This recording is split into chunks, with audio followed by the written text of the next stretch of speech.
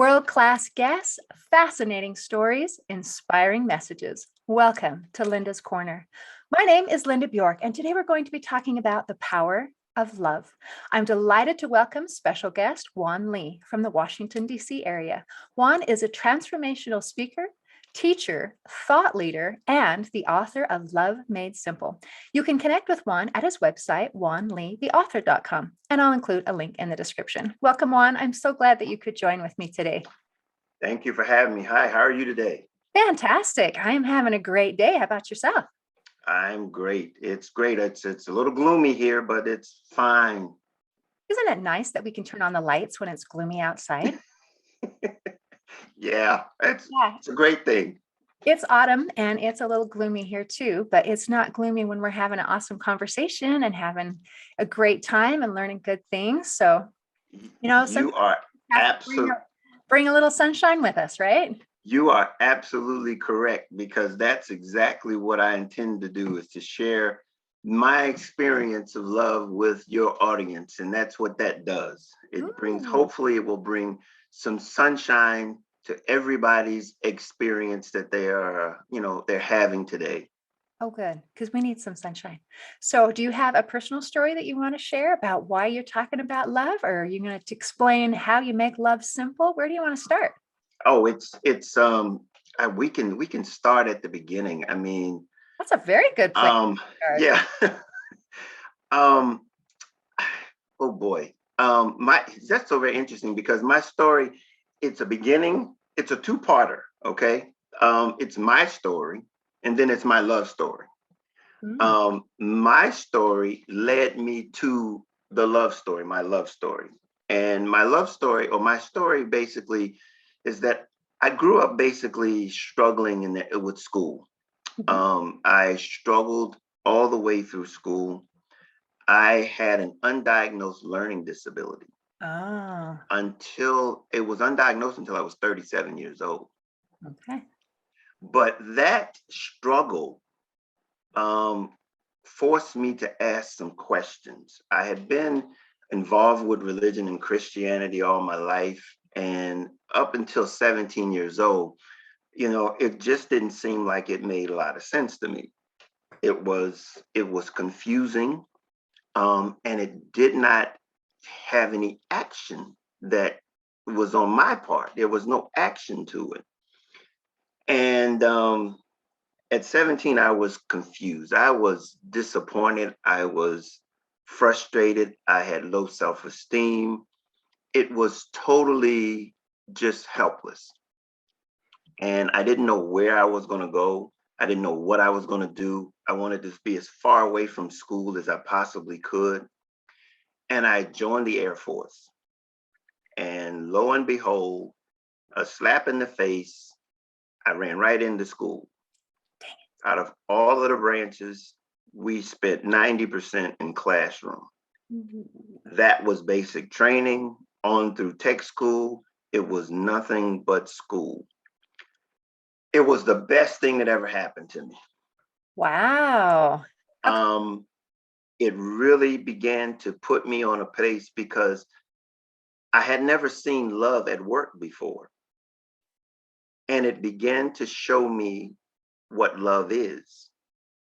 And it showed me that love is a system that has attitudes that are common with everybody involved, that would end up searching and seeking the exact same goal.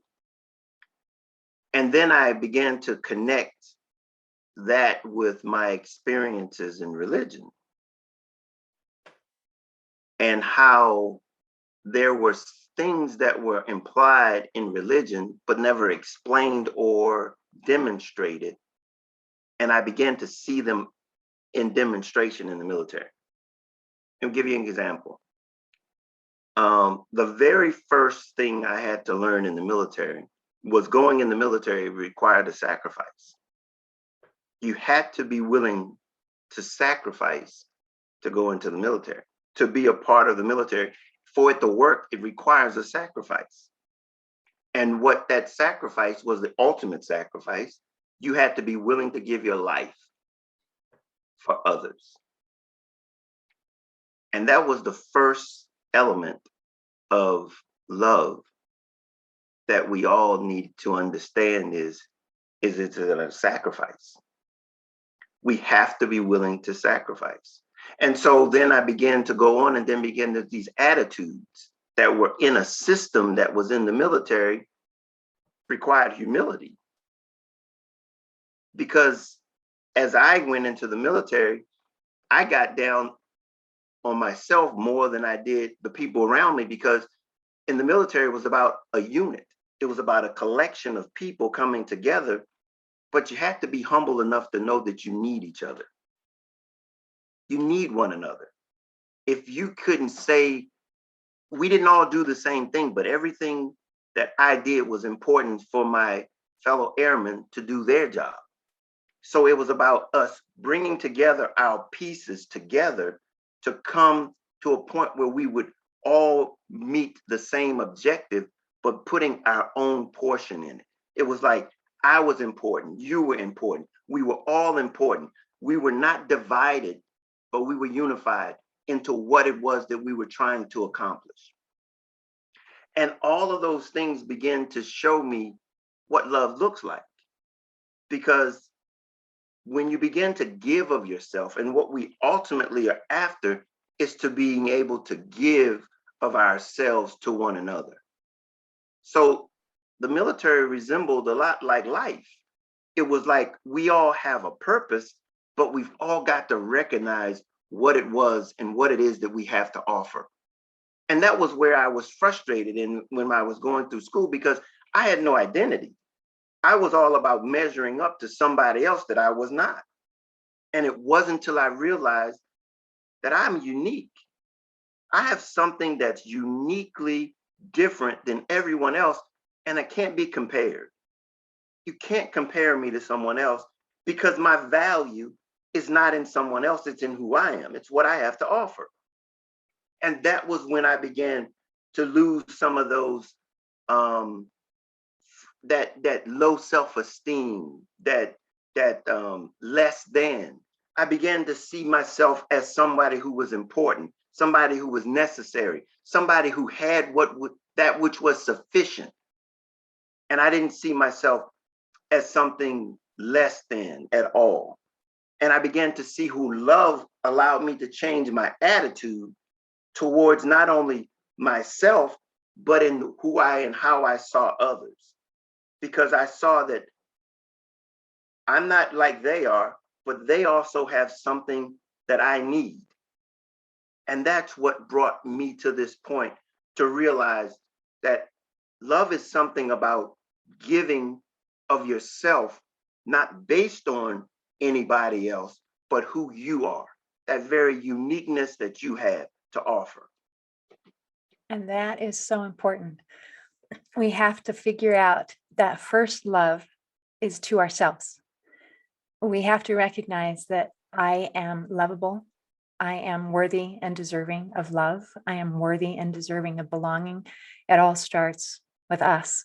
And you discovered that really facing those fears. And I love how you talk about different aspects of love and the uniqueness of different people. I've heard it described as we're puzzle pieces. Have you ever put a puzzle together and then you find that there's one piece missing? Got lost last time you used it and it's hidden under a couch somewhere or thrown away. And then it doesn't matter if it's a 500 piece puzzle or a 5,000 piece puzzle, or how tiny that piece was, or how maybe insignificant you thought it was. Maybe it's a piece of the background and not a piece of that main thing.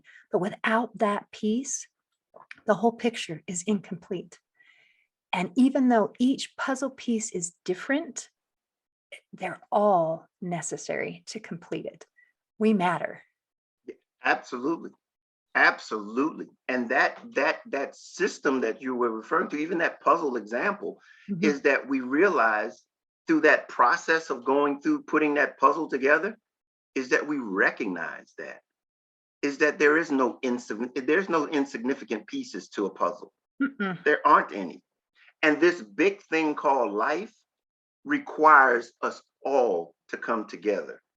We're in a very specific dispensation, a time and space that makes up humanity for this time.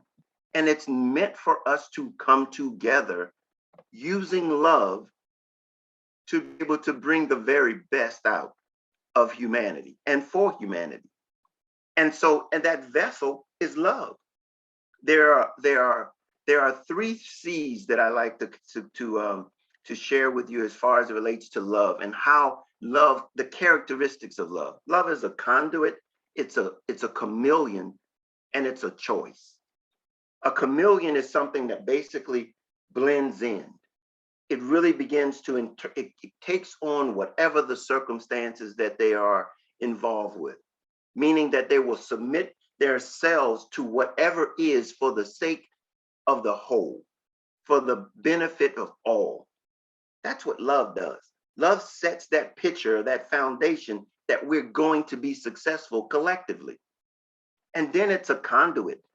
It's a conduit. It connects us one to another so we can flow. That gift can flow back and forth to one another without any worries of what's your motivation.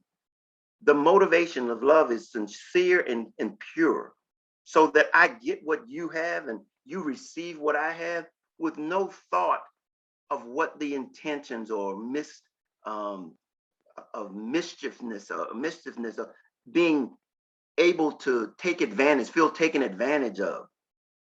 And then ultimately, the power of love is that it's a choice. Each and every one of us has the power to choose to love. No one can stop us, no one can prevent us, and no one can take it from us. If you want to love, there's no one that can stop you. It's in the it's in a place where when you know who you are, and that's why love starts with self. When you know who you are and you're willing to give of that unconditional, it just flows out of you, having no concern about how it's being perceived or whether or not they view it as a weakness or not, because typically in many cases, people look at love as something strange because you would be giving of yourself instead of expecting something in return. I don't need anything. I don't want anything. I'm whole and complete within myself. And when I'm able to give out of that, there is liberty, there's power, there's strength, there's freedom. And there's nobody can stop you.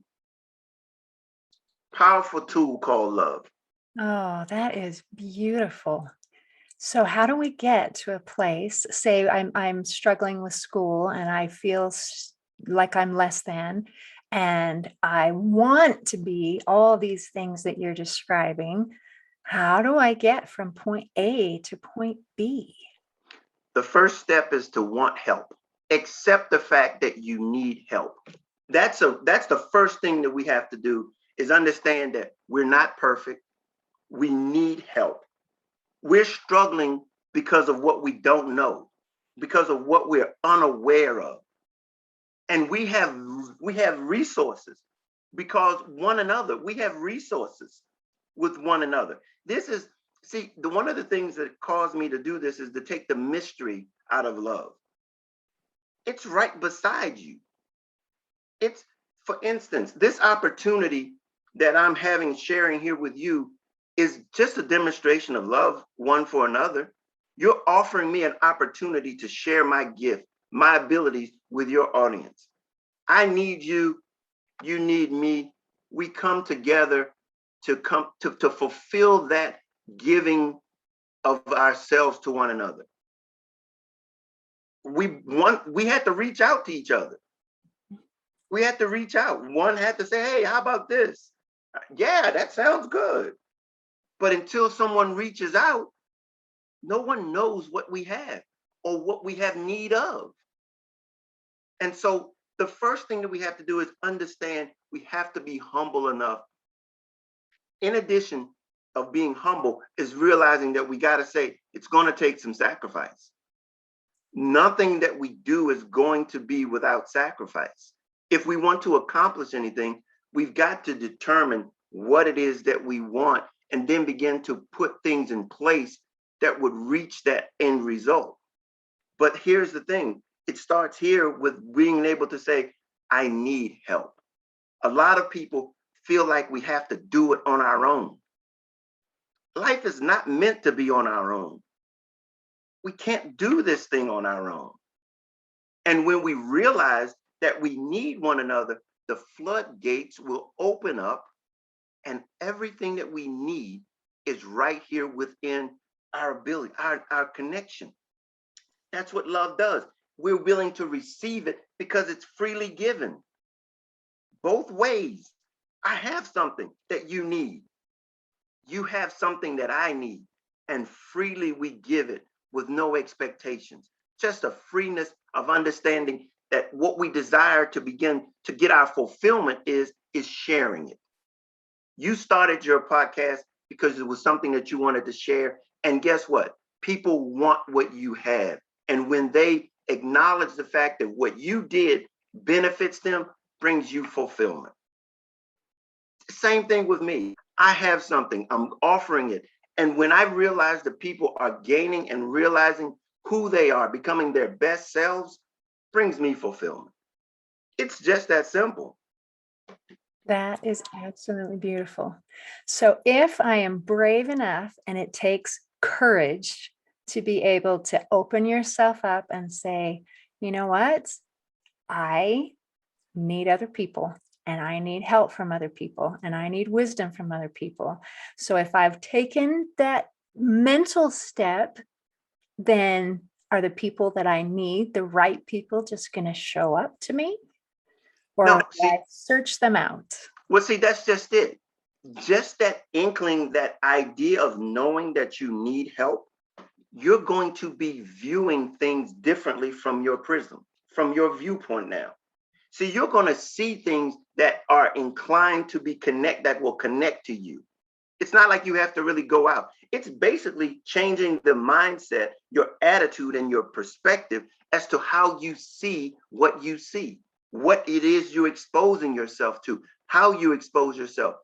I see your library is behind you, your book collage is behind you. Mine is in front of me. And then for the reason is that it's how we view what we read, what we hear, what we see. It determines how we will ingest it, how we will use it. And that's exactly what we're meant to do from our perspective. How we see stuff will then begin to see who we bring into our lives to help us. It's very, it's like, I think when I think about it, you begin to notice what's really important, because you begin to focus on those things, those people that can add to you. You realize when you know you need help, you see that need in someone else, and you begin to connect with those who have that which you need. It's that ability to see them, because it's every one of us has a circle that they can draw on. And even a good example of that is LinkedIn. Are you on LinkedIn? A little bit, yeah. Yeah. LinkedIn is a prime example because they have first and second and third levels. If I know someone that knows someone else that has what I need, see, it's a connection. It could be 1 and 2, 3 links down, but it's just the fact that I've reached out to one who might know someone else, who might know someone else, who might be able to fill my need.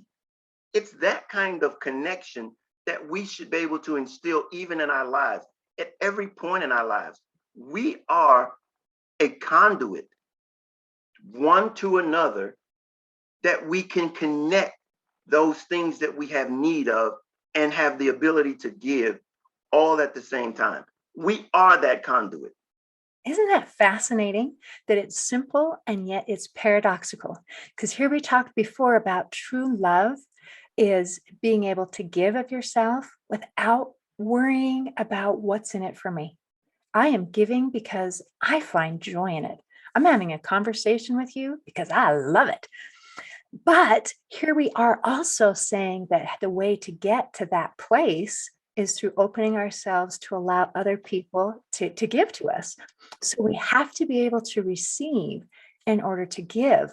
And sometimes people struggle. It's like, no, don't give me anything because I want to do it all by myself. If I can't do it all by myself, then I am a failure and I'm not good enough because everyone ought to be able to do it by themselves.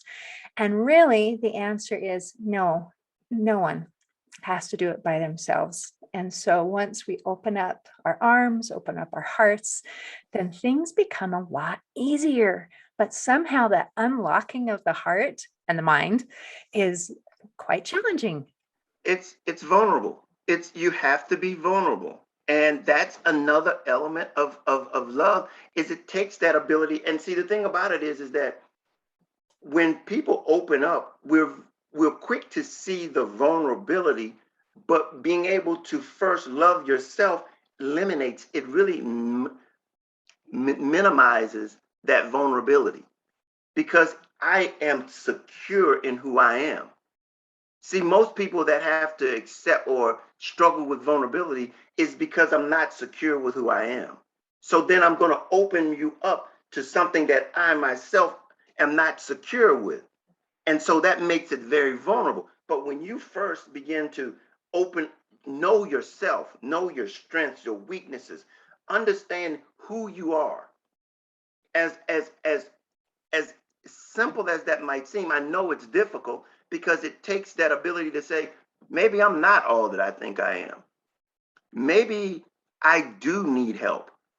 And it's at that point when you realize that nobody is doing this thing by themselves. Nobody in life, there is no organization, no anything that exists by themselves in a vacuum. And to think that we being humans who want to connect with one another, who desire to connect to one another on our own terms, but when we open it up to say, okay, it's not about these segmented types of societies or these segmented parts of our existence, it's about a collection. It's about the entirety of our society, of our humanity that we need to draw on that means so much to us all being successful. Doesn't matter what it is that brings me fulfillment. When my fulfillment becomes real, that means it helps someone else. Isn't that cool? How it just kind of automatically pays it forward. It's the system. And that was the thing that I learned back in the military. Once you get in the system and understand that love is a system, it repeats itself. It continues on and on and on and on because it has no agenda.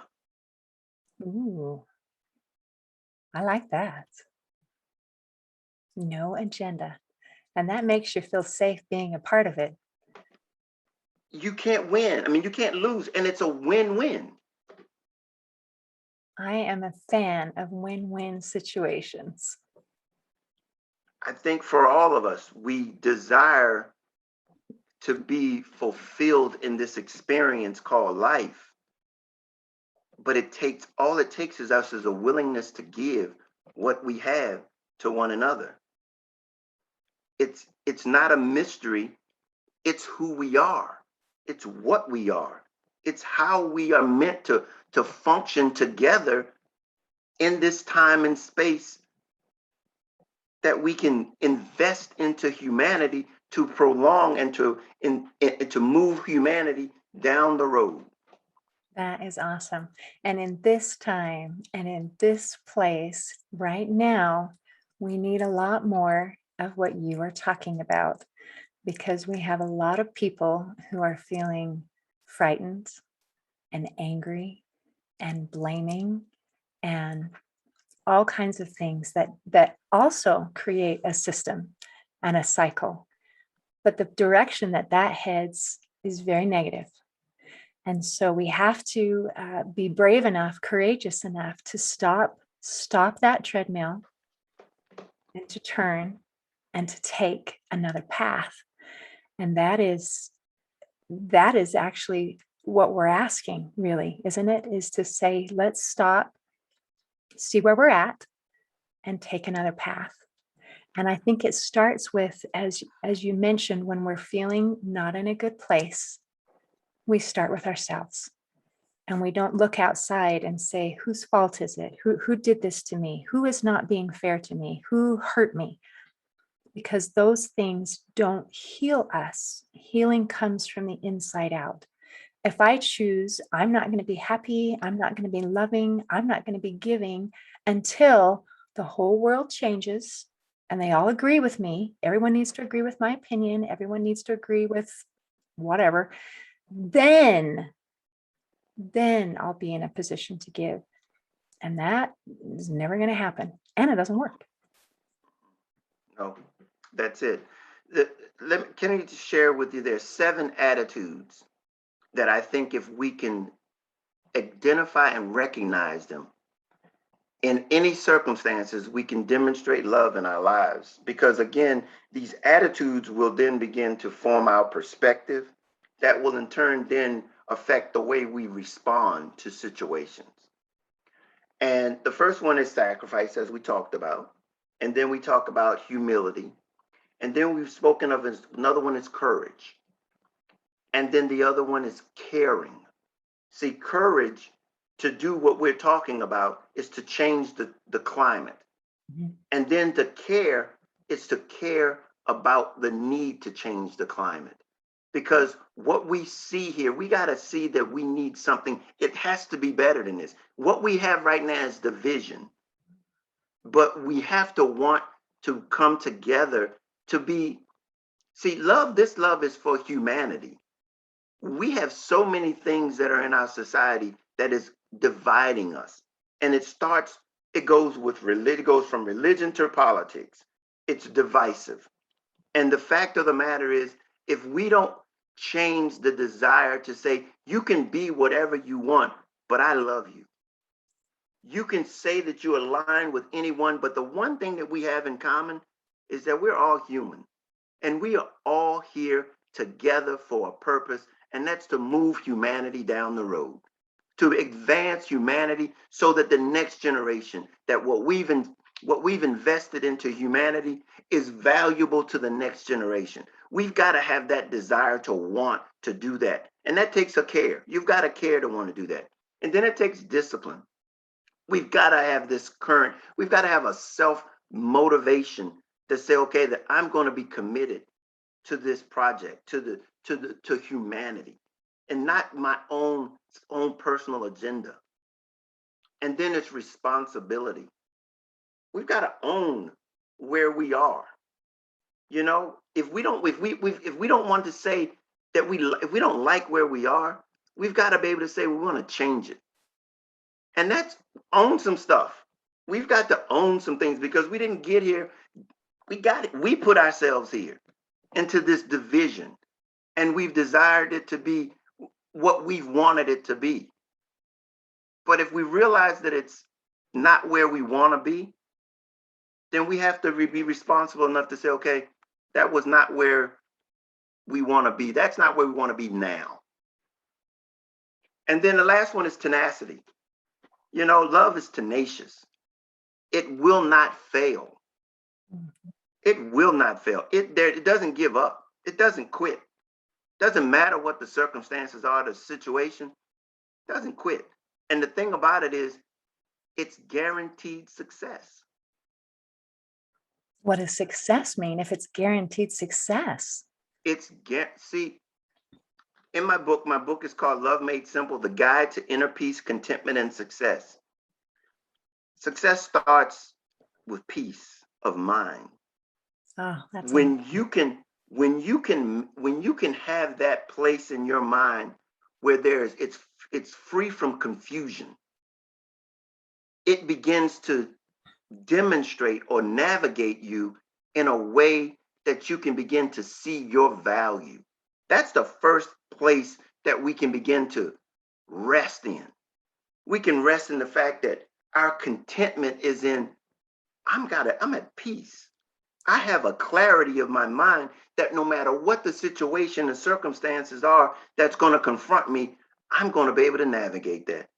I think that's key.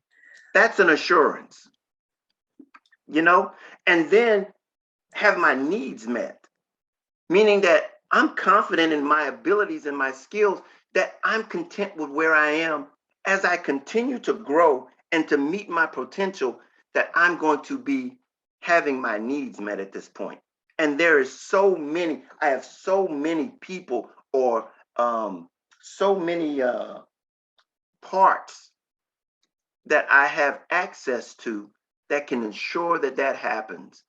Because see, I'm connected to you and you're connected to me. And all that means is that our needs collectively are going to be met. We can do this thing. And that's what love is. It says to us that we are in this thing together and we need each other. And together we can succeed. That is beautiful. And I love the part where you talk about inner peace. And we have peace and clarity in our mind, regardless of the circumstances and the situation. And I think that is key, because as we're talking about, society and thinking, oh, I can't fix society. I'm one person. I'm one person. I don't have the power to fix society, but I do have the power to have clarity and calmness in my head, regardless of the circumstances that I'm faced with. And then from there, I'm going to have peace, regardless of what's going on out there. And then I can help share that peace.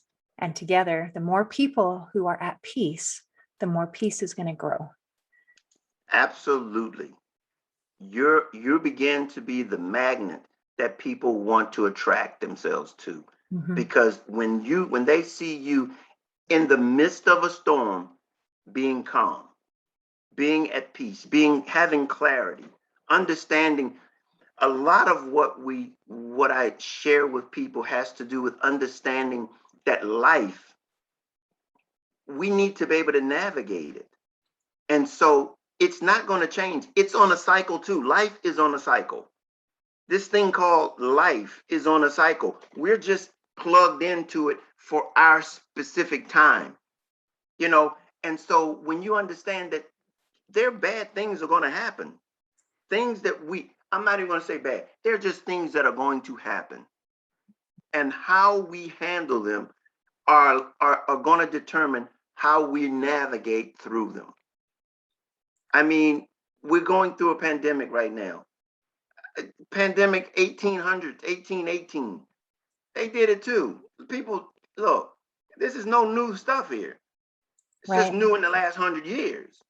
But the fact of the matter is that we've got to navigate it. The next generation is going to have their own thing that they're going to have to navigate. How will we have left them in a place that they can prepare for that situation that could be as this has been pretty traumatic for a lot of people. Mm-hmm. But we've got to be able to maintain peace in the midst of it. I agree. Absolutely and completely. And I love that there's a way to do it. And love's the key.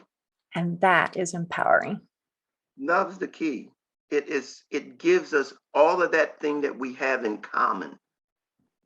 That thing that we have in common that draws us to one another. If only we would look to see the things that humanity, Mm-hmm. that thing that's human. Look, it doesn't matter where you're from, what you do. It's about the fact that you and I are human. And we're here, and we're here for a purpose. And that purpose, and I think that's another thing. We have to understand that the purpose that we're here for is to protect humanity. We don't have to imagine that. We don't have to think about that. We don't have to be unclear about the fact as to why we're here. This thing called this experience that we're having, it's temporary. The only thing that's going to exist past my temporary experience is humanity. If we don't invest into humanity, we have the power to destroy humanity. But we also have the power to preserve it and protect it.